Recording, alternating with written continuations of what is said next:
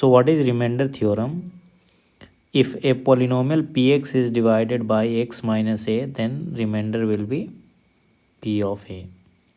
अगर p of x कोई polynomial है, जैसे मान लेते हैं x square minus 3x plus 4, और अगर किसी पोलिनोमियल x माइनस 1 से अगर हम डिवाइड देते हैं p ऑफ x में, तो जो रिमाइंडर होगा वो होगा p ऑफ 1.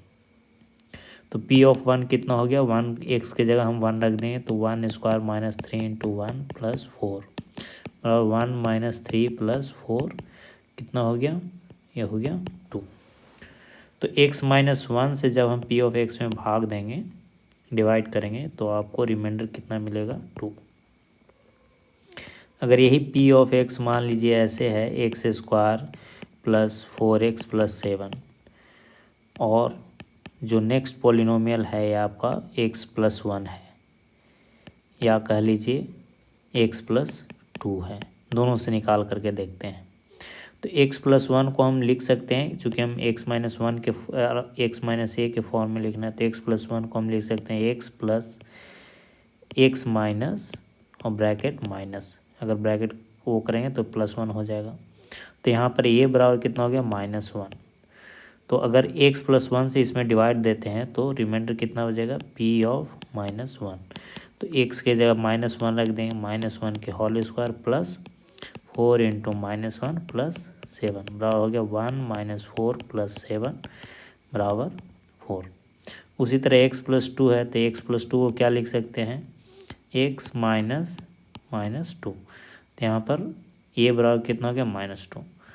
तो इस तरह से हम यूजिंग रिमाइंडर थ्योरम, अगर x माइनस ए के फॉर्म का कोई भी पॉलिनोमियल हो और p ऑफ x पॉलिनोमियल में डिवाइड करता है, तो हम रिमाइंडर निकाल सकते हैं. तो रिमाइंडर थ्योरम यही है कि अगर कोई polynomial p of x minus A से डिवाइड होती है, तो रिमाइंडर जो मिलेगा वो p ऑफ ए होगा. और यही अगर p ऑफ ए जो है 0 हो जाएगा, तो x माइनस ए क्या हो जाएगा, फैक्टर हो जाएगा. x minus A will be A factor of p of x, क्योंकि आपका रिमाइंडर 0 आ गया. जब आप x माइनस ए से इसमें डिवाइड करेंगे तो remainder by definition using remainder theorem कितना होगा, p ऑफ ए. अगर p ऑफ ए ही 0 हो गया, इसका मतलब हो गया कि x माइनस ए से अगर इसमें डिवाइड कर रहे हैं तो आपका रिमाइंडर 0 हो गया, मतलब कि पूरा कट गया है.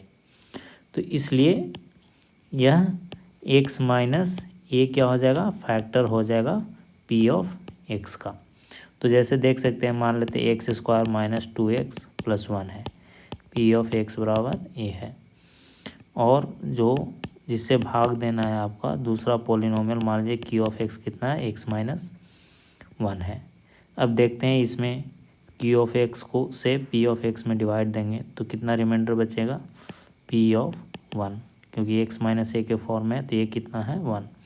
तो p ऑफ 1 कितना हो जाएगा, 1 स्क्वायर माइनस 2 इंटू 1 प्लस 1 बराबर 2 माइनस 2 बराबर 0. तो यहाँ पर रिमाइंडर कितना आ गया, 0 आ गया. इसलिए x माइनस 1 क्या हो गया, फैक्टर हो गया p ऑफ x का.